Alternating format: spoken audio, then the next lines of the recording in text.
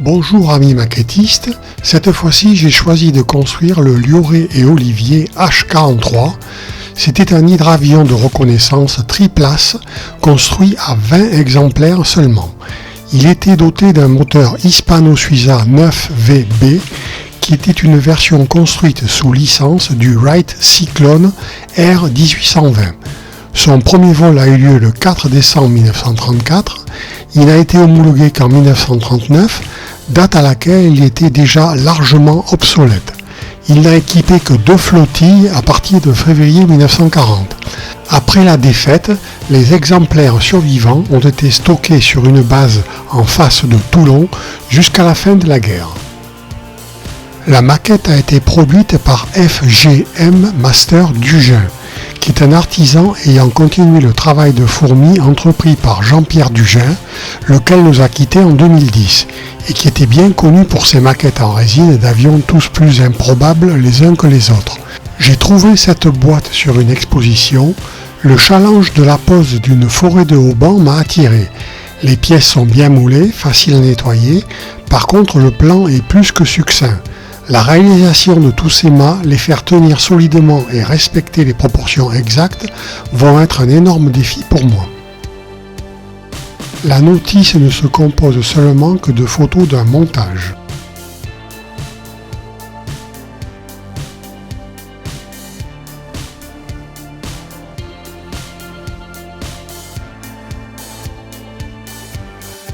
Par contre, elle est très claire au niveau du choix des couleurs. Sur internet, on ne trouve comme indication que ce plan, ainsi que les dimensions générales, longueur, envergure et hauteur. Il va falloir prendre des mesures sur ce plan et faire un certain nombre de règles de 3. Le défi me plaît, cela reste du plaisir. Je ne sais pas trop dans quoi je me lance, alors je respire un grand coup et je commence. La préparation des pièces en résine est une étape incontournable. Vu la nocivité des poussières, je me protège et j'humidifie les endroits où je dois couper.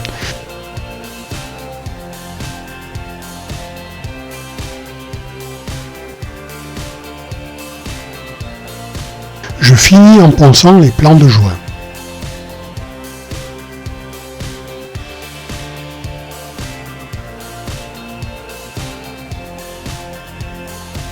Sur mon exemplaire, l'arrière du fuselage est tordu. Pour faire jointer les pièces, je les ai trempées dans de l'eau bouillante pour les ramollir. Ceci fait, je les ai contraints en positionnant un nombre de pinces suffisant pour faire en sorte que l'ensemble soit bien aligné. Le montage commence par l'assemblage des flotteurs. Bien évidemment, puisque le kit est en résine, tout l'assemblage se fera avec de la superglue.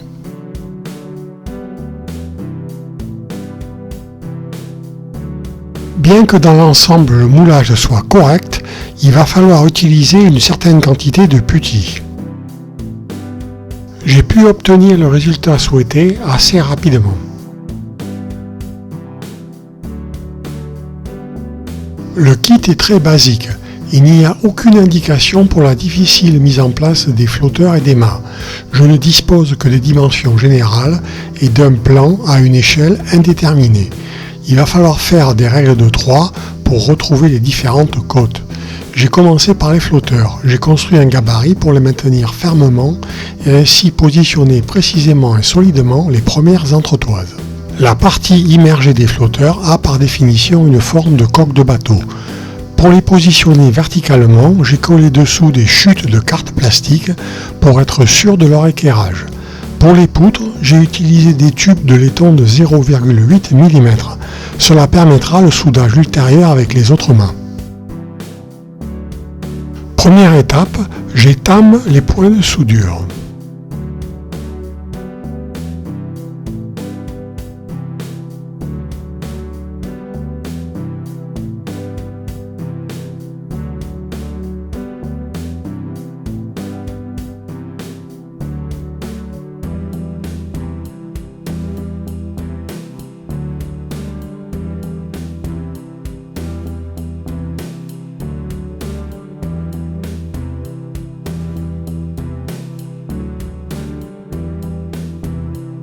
Maintenant que tout est bien en place, je vais améliorer la qualité des soudures.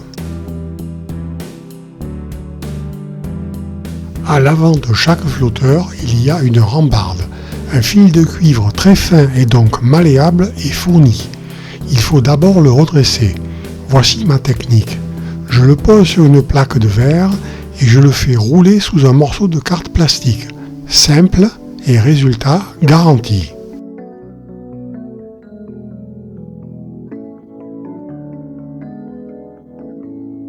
Il ne reste plus qu'à percer des trous dans les flotteurs, couper et plier le fil de cuivre aux bonnes dimensions et les coller en place avec la colle cyanolite.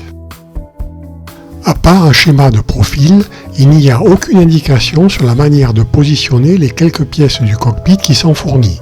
Le plancher se situe sur l'extrado de l'aile. Pour me donner la possibilité d'ajuster autant que je le souhaite l'agencement intérieur, j'ai décidé de créer un plancher en carte plastique collé avec de la bande adhésive double face.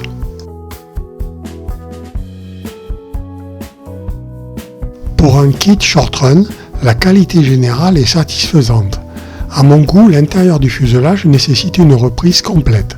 J'ai d'abord supprimé avec une ponceuse les renforts intérieurs qui gênent la mise en place de tous les détails que je vais rajouter, pour ensuite affiner les parois, toujours dans le but de gagner de l'espace intérieur. Cette opération dégage beaucoup de poussière nocive. Bien évidemment, je prends toutes les précautions à cet égard. Sur un si petit avion, il me serait facile de me contenter des quelques pièces fournies pour l'intérieur du fuselage. Mais sur internet, j'ai trouvé un plan en coupe qui décrit la disposition intérieure. Il n'a pas été trop compliqué de construire un cockpit et de créer la structure interne telle que j'imagine qu'elle aurait pu être avec divers éléments en profilé et cartes evergreen. En recoupant les rares informations que j'ai pu glaner et les essais à blanc que j'ai effectués, j'ai réalisé que le bord de fuite intérieur n'a pas lieu d'être. Je l'ai donc découpé et limé avant de faire une première présentation des deux demi-fuselages de mon nouveau cockpit et de l'aile mise à jour.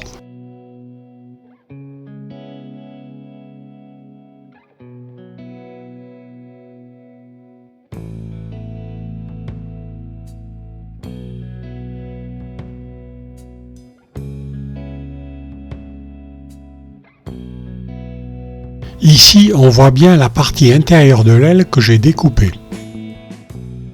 L'avion étant triplace, le kit fournit 3 sièges, mais il s'avère que l'observateur en dispose d'un autre dans la partie inférieure du fuselage, dont l'arrière est compliqué par la nécessité pour un membre de l'équipage de passer d'un poste à l'autre. Même si au final cela ne se verra pour ainsi dire pas, je vais donc construire le poste inférieur et un 4e siège. Les opérations de peinture peuvent commencer.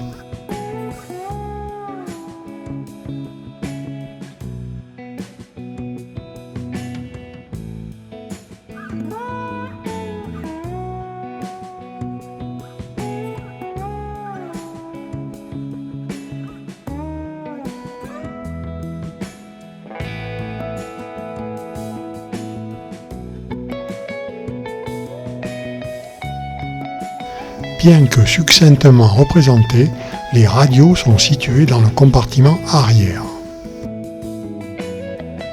Voilà le cockpit tel que je l'ai construit avec des profilés et de la carte evergreen. Les instruments proviennent d'une planche de décale Mike Grant. Les manches à balai sont en fil de cuivre.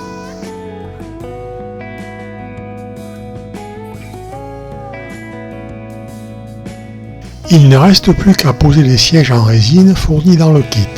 Je les ai peints en différentes nuances de marron cuir et je leur ai rajouté des harnais que j'ai fabriqués avec de la bande adhésive de couleur crème.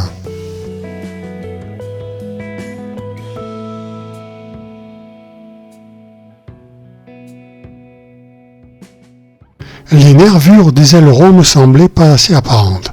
Je les ai accentuées avec des profilés evergreen que j'ai ensuite poncés pour les fondre avec le reste de la pièce.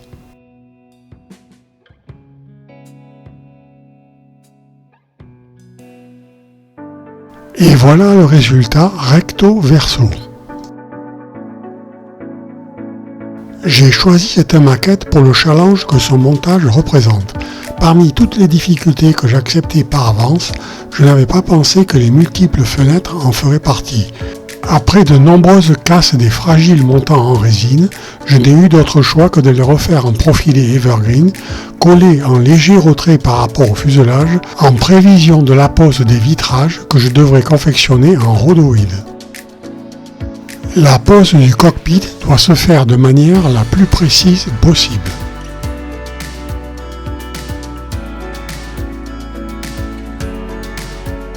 Sa position exacte est dictée par les ouvertures des pilotes situées sur la partie supérieure du fuselage.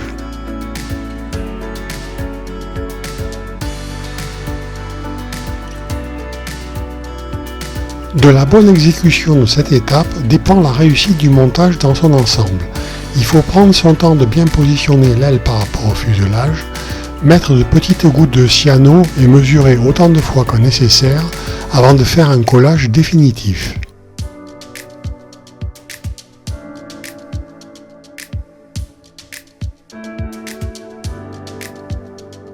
À la jonction entre l'aile et le fuselage, je commence par de la cyano en gel qui prend lentement et me permet des petites retouches éventuelles.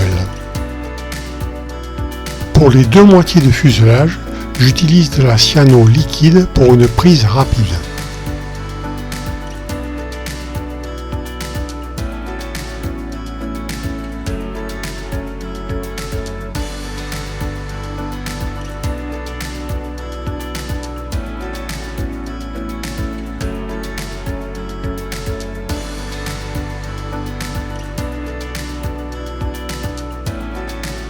Comparativement au reste de la maquette, le dessous du fuselage est sensiblement moins bien moulé et va nécessiter des reprises avec du putty et autres.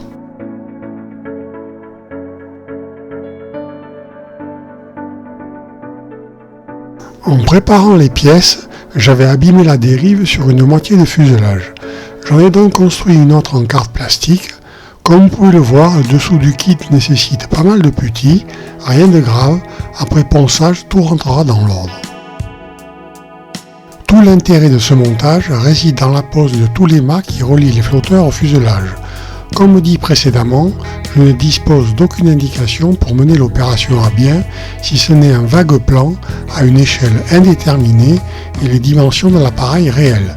La nécessité de construire un gabarit solide m'est apparue dès l'achat de ce kit, encore faut-il qu'il soit réaliste. Après avoir pris des mesures aussi précises que possible sur le plan, j'ai fait des règles de 3 pour en déduire les dimensions et les positions de tous les supports qui vont fermement tenir le fuselage par rapport au flotteur.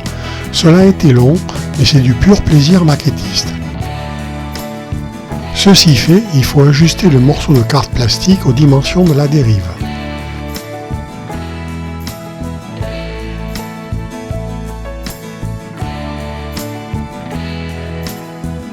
Malgré la bonne qualité générale du kit, il y a certains points à reprendre avec du putty et un ponçage soigné.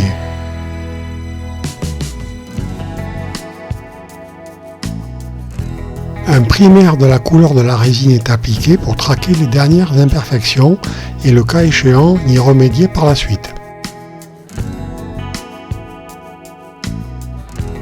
Tant que j'y suis, je retire les plots qui ont garanti la verticalité des flotteurs pendant la pose des mâts les réunissant.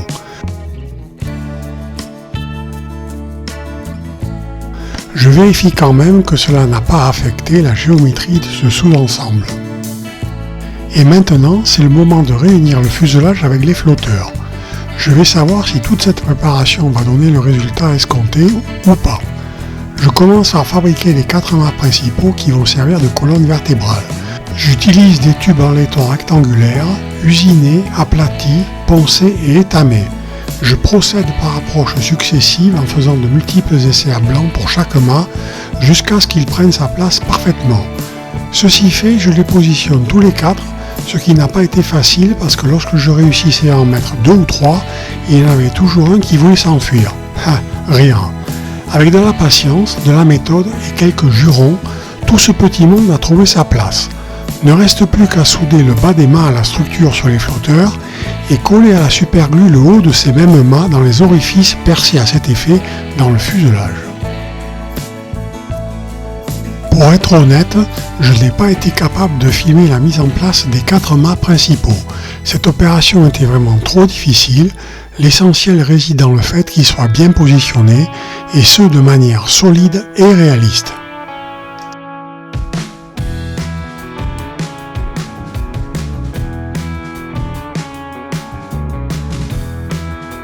Avec toutes ces opérations, il y a inévitablement de nombreuses imperfections de surface. Pour les traquer, je passe une couche de gris neutre. En disant que je recherchais les imperfections, je ne croyais pas si bien dire. En réalité, il a fallu que je ponce toute la surface, que je comble tous les défauts, et ils étaient nombreux, vu toutes les manipulations, perçage, collage, etc. que j'avais fait. Quelques heures plus tard, quasiment tout le primaire gris avait disparu, mais l'état général approchait enfin du résultat recherché. Pour combler les dernières petites rayures, je passe une couche de Mister Primer Surfaceur 1000.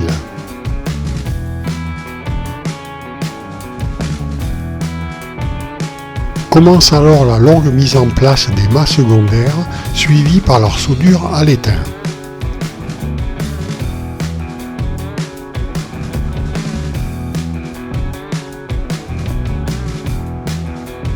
Je nettoie l'excès avec de la tresse de cuivre.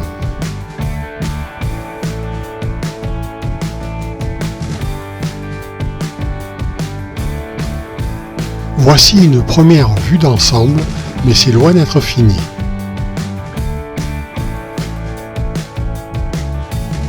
Cet avion était très, voire trop compliqué au niveau du matage. Il devait avoir une traînée aérodynamique très défavorable. La pose des mâts supportant les ailes n'a pas présenté de difficulté. Il reste quelques petites entretoiles secondaires à poser, ainsi que quelques haubans que j'ai réalisés en fil de pêche de 8 centièmes de millimètre. Mais cette opération anodine en apparence a duré 1 jour et demi. C'est du plaisir maquettiste d'abord et avant tout. Un ponçage intermédiaire et j'ai pu passer une fine couche de Mister Primer Surfaceur 1000 qui me permettra de repérer les dernières petites retouches à faire. Par sécurité, j'ai percé le fuselage et les empennages horizontaux pour insérer un morceau de trombone et ainsi garantir un collage solide.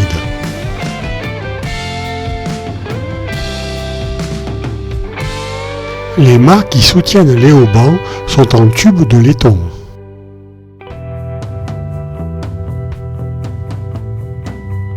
Pour être sûr de centrer le support moteur en le posant, j'ai percé le fuselage et inséré une portion de tube evergreen. Par ailleurs, j'ai refait les échappements avec des portions de grappes plastiques percées et coudées. Je les ai collées en place provisoirement afin de garantir la verticalité des prises d'air supérieures et inférieures. Une couche de Mister Primer Surfaceur 1000 permet de vérifier que les surfaces sont nettes et propres.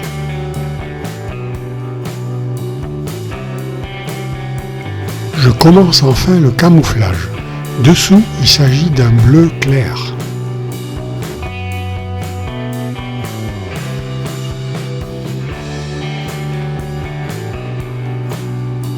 Dessus, il s'agit d'un gris-bleu moyen.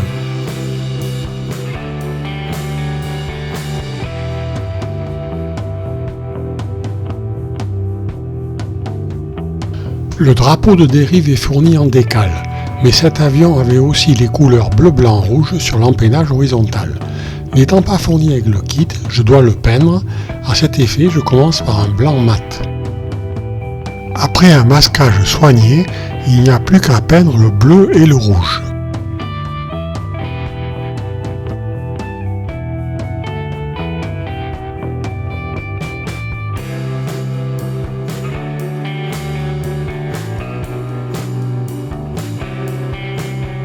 Cet avion a très peu servi, je vais limiter le vieillissement au strict nécessaire, mais il faut quand même le vernir pour poser les décales plus efficacement.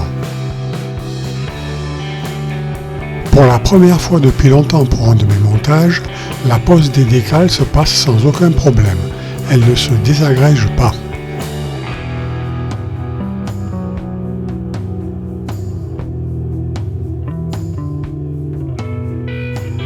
En raison de sa position, c'est simplement la pose de la décale de dérive qui a été un petit peu délicate. Je les protège avec une nouvelle couche de vernis brillant.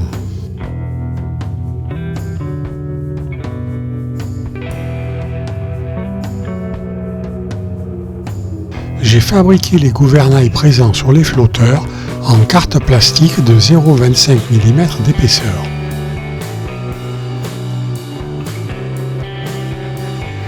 Après les avoir peints couleur métal, je passe une couche de vernis mat.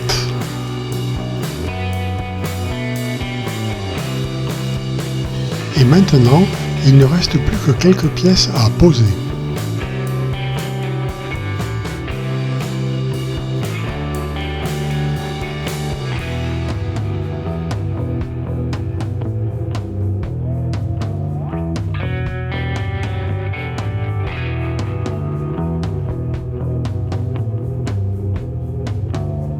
Les échappements en résine fournis avec le kit ne convenaient pas. Je les ai refaits en grappe plastique, puis je les ai percés profondément au niveau de leur sortie. Vu leur position, j'ai eu du mal à les poser en filmant. À ce stade, après avoir posé les pare-brises que j'ai refait en rhodoïde, l'avion lui-même est terminé. Reste à faire le diorama que j'ai en tête. J'ai construit ce qui est supposé être un plan incliné de mise à l'eau sur une base de l'aéronaval avec du mélaminé descendant selon une pente légère avec l'avion positionné à faible distance. J'ai simulé le béton en collant du papier de verre grain 320 avec de la colle blanche. J'ai nuancé sa couleur avec différents mélanges de gris et de beige passés à l'aérographe à travers un pochoir. J'ai gravé et peint les limites entre les plaques de béton, puis j'ai versé de la résine de coulée bicomposant très légèrement teintée pour simuler une eau un peu trouble. J'ai procédé doucement pour remplir le diorama jusqu'au niveau des flotteurs. Il faut compter 24 heures de séchage dans une atmosphère ventilée en raison de la nocivité des vapeurs. L'avion est fini, j'ai décidé d'y adjoindre des figurines de pilotes et mécaniciens que j'ai trouvées chez CMK.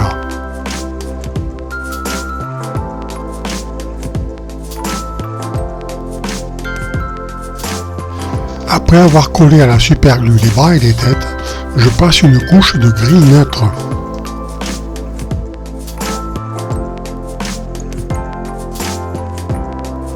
La peinture des figurines est un long processus. Il faut éclaircir ici, assombrir là, etc. Dans ces courtes séquences, je ne vous montre que le début. Mes yeux ne me permettent plus de les peindre et de filmer en même temps.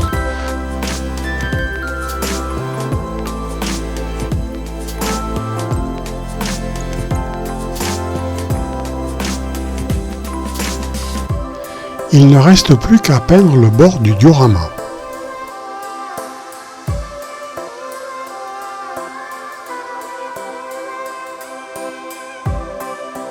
La pose des figurines sur le diorama termine le montage.